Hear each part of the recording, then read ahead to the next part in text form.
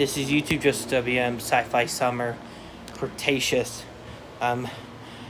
track. I meant Cretaceous. This is just ignoring noise in the background. That's my air conditioner. So in this episode, just ignoring noise in the background. That's my air conditioner. This episode, boy vagina and girl vagina are in the Cretaceous world.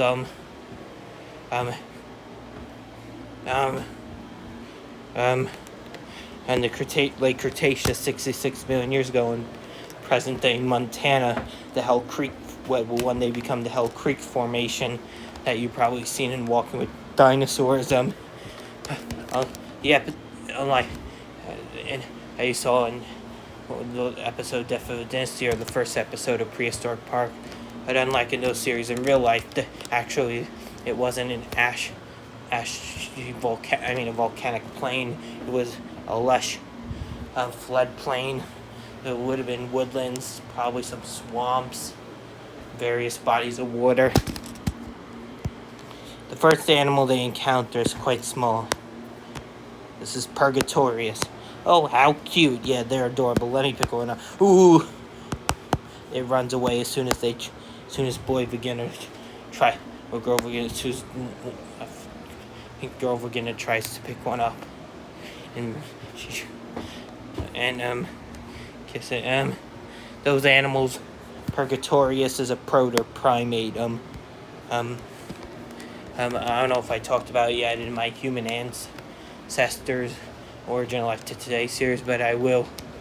If I did not, I don't remember if I did. I will talk about it in the next episode if I haven't already, when the series resumes in the fall. Anyway, for now, let's continue. There is they find Triceratops in the bush. Triceratops is here. I don't think it actually had hooves. I just made that reconstruction, so it's not shrink wrapped. Well, it doesn't. And then comes a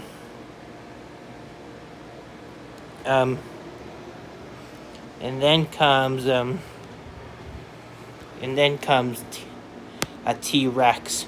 Ugh. They're witnessing in the background a T-Rex and Triceratops standoff.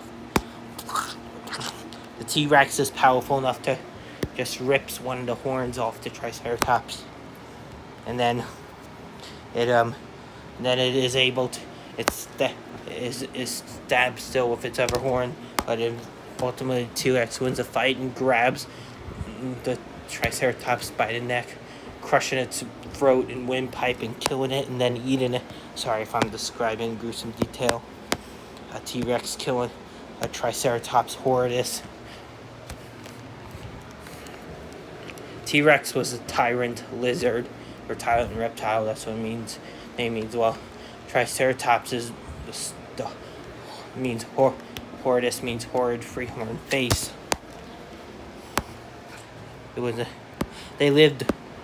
Triceratops lived more like bison than rhinos. In herds, they lived more like modern buffalo than a rhinoceros in terms of ecological niche. That's what Dr. Phil Currie told me in one of the interviews. I'll leave a link to that interview. It's on my second channel. The first one. It's on my second channel, YouTube Joseph WM2, on my podcast and blogs and all the other stuff. So you could check that out if you want to hear more of that conversation. Different dinosaurs and anyway, also leave a link to it in the description. Anyway, for now, these they also encounter Ankylosaurus. These dinosaurs are heavily armored. They're tanks, basically. The twins better stay well away from it. Sorry. Because it is a dangerous. It's not just its size, the fact that it's heavily armored can seriously break shatter bone. And since they're in in the late Cretaceous. There's no medical care. If they can't get back to their own, if they get injured and they're not able to get back to their own time, it will be fatal. An injury from an ankylosaurus swinging its tail club. I don't know the name of the species, but there's only one known species as far as I'm aware of ankylosaurus. So we'll just call it that. And then also, now they're about to witness Quetzalcoatlus. This is the largest. This is an Asdarchic pterosaur. That's the clade. It was the largest flying animal ever. It's when it stood on the ground, it was as tall as a giraffe, with a 39-foot wingspan. That's as big as, it was like a giraffe-sized stork, but it was a pterosaur. It had a 39-foot wingspan, as big as an F-16 fighter jet.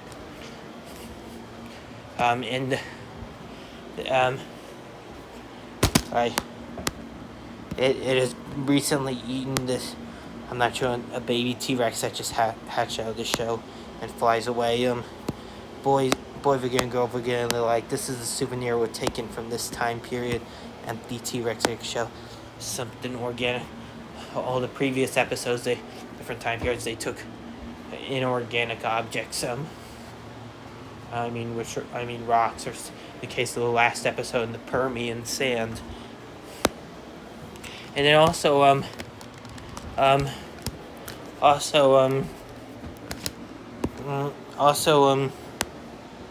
so now thousands of miles away, and the asteroid that killed the dinosaurs is closing in a few hours later. Well, this is springtime.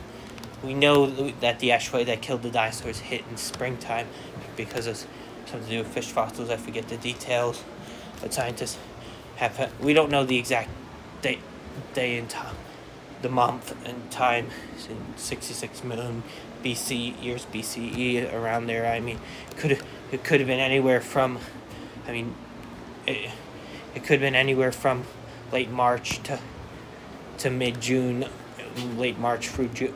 It could have been, so let's assume it happened in April or May, the asteroid hit. Now, they're going to watch the impact, but from afar. They're far enough away. They're not going to look directly at it because they could be blinded. I'm not sure, even in the Hell Creek region, that it would. I'm not sure. It's possible it could still be blinded, even though it hit 1,500 miles to the southeast on Mexico's Yucatan Peninsula. I'm not going to show the twins this part. I'm just going to show the impact. It explodes with the force of 7 to 10 billion Hiroshima bombs. And that's like 2 million Tsar bombers. 2 million, that's times bigger than the nuke. The Tsar bomber was the biggest man-made explosion of all time. This is 2 million times more powerful. Even the Tsar bomber would create a fireball 2 miles in diameter, and even if you were 50 miles away, it would cause third-degree burns and shatter windows to 900 kilometers away. I'm not sure how. About 560 miles away, it would shatter windows. Now multiply that by 2 million times, you get or 100 million megatons worth of TNT. Multiply the Hiroshima bomb explosion in Japan at the end of World War II by 1945 by 7 to 10 billion times, and you get the force of this impact. Anything within 500 to 1,000 mile radius would be incinerated in just 10 or 11 seconds of the after impact. Luckily, our twins are 1,500 miles away in Hell Creek Formation, modern day Montana, but they're not out of the woods, even though they're far enough away to survive the fireball. The shockwave will reach this far, and it could be too superheated, 2,000 degrees Fahrenheit, I believe, or I think 2,000 degrees Fahrenheit, traveling at 2,000 miles an hour. twice as fast as a tornado. Or probably more than twice as fast as a tornado.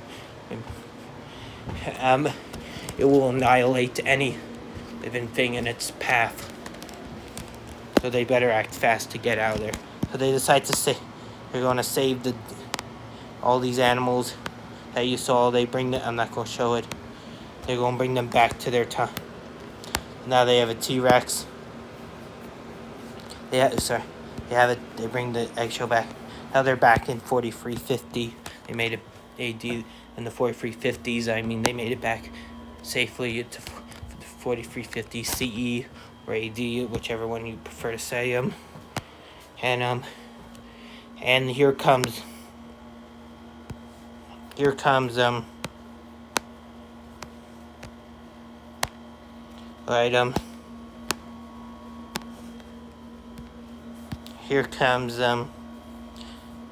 the animal. They brought the all three dinosaurs: a T-Rex, Triceratops, Hortus, Ankylosaurus.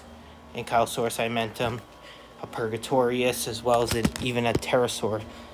I mean the Quetzalcoatlus. This is Quetzalcoatlus larsoni. Back with them. Also, one more. Thank you for watching. That's the end of the story. Before you go, I'm going to leave a link in the last video. I mean, my organism profile to my sources to